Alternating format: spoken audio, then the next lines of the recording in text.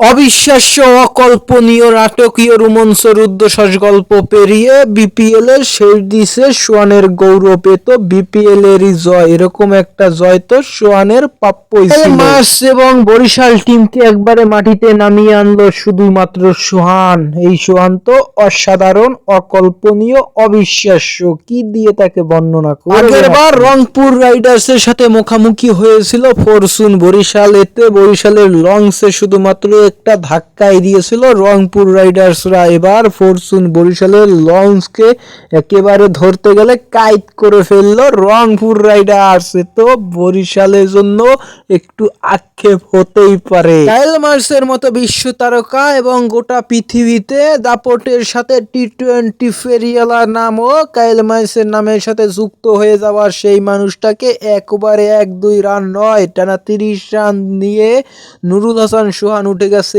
ইতিহাসের পাতায়। শুধু বাংলাদেশেই না, আইপিএল এর মতো মঞ্চেও কথা হচ্ছে এই প্লেয়ারকে নিয়ে। তারপরে শুভকামনা রইল রংপুরের জন্য।